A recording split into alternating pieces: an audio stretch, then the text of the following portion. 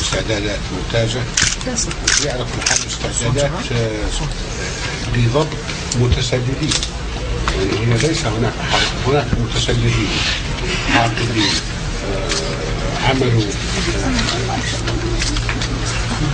كل ما هو ضد بلدهم قبل أن يعملوا ضد المملكة العربية السعودية. ولكن بالنسبة لعلاقاتنا مع اليمن الشقيقة ورئاسة فخامة الرئيس علي عبد الله صالح، هي علاقات قوية، ودائما يهمنا الأمن والاستقرار في اليمن وفي المملكة العربية السعودية. وعلى كل حال الشأن اليمني هو خاص في هو أمن أي متسلل بغض النظر من أي جهة. فتوجيهات خادم الحرمين الشريفين السيد الملك عبد الله هو لا يمكن أن نسمح بوضع شبر من أرضنا إلا أن يجب أن يدمر. ولهذا السبب نحن نتعامل مع متسللين، نتعامل مع عصابات، والحمد لله الوضع مطمئن. كل ما استحوذوا عليه من قبل من قمم الجبال وخاصة جبل الدخان تم السيطرة عليها تماما.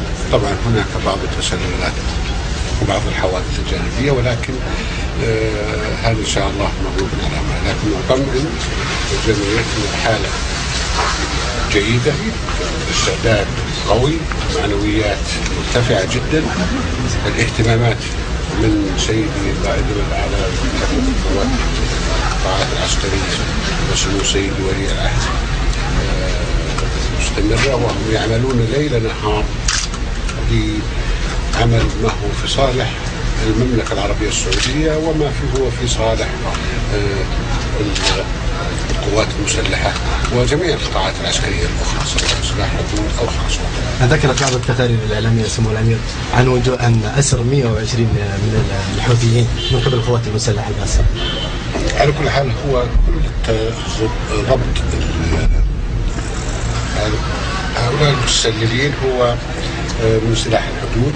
وطبعا الآن بعد ما بدأ يكون مسرع عمليات القوات المسلحة صار هناك انضمام كامل ما بيننا وما بين سلاح الحدود، والتسلل موجود، لكن بعضه يعني يحقق معهم، فيهم من هو من الزمرة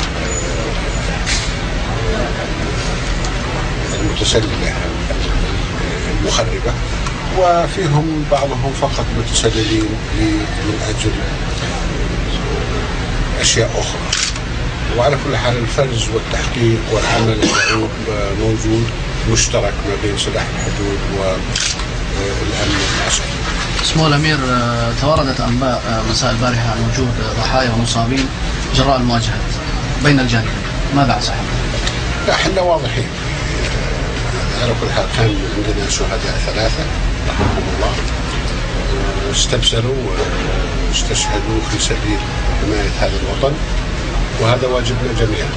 وكان هناك جرحى حوالي 15 جريح، أغلبهم في الطلع تقريبا، لم يبقى إلا أعتقد 3 أو 4 جرحى، إن شاء الله يكون قريب.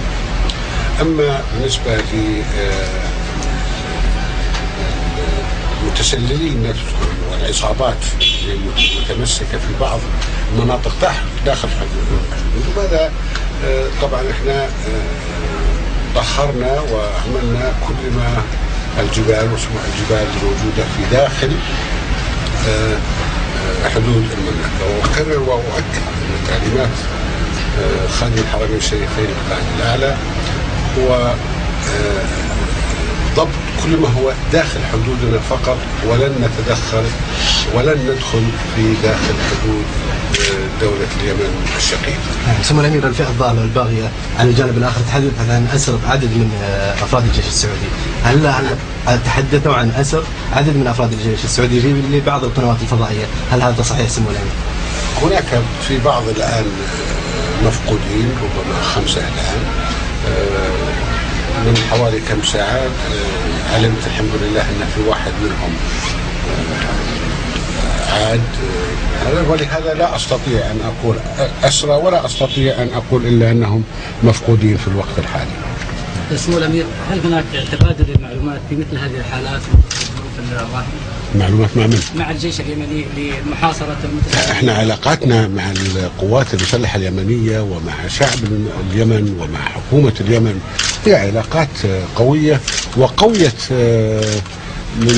في السنين التاليه، وهذا من عمل دؤوب من خادم الحرمين الشريفين والرئيس عبد الله صالح.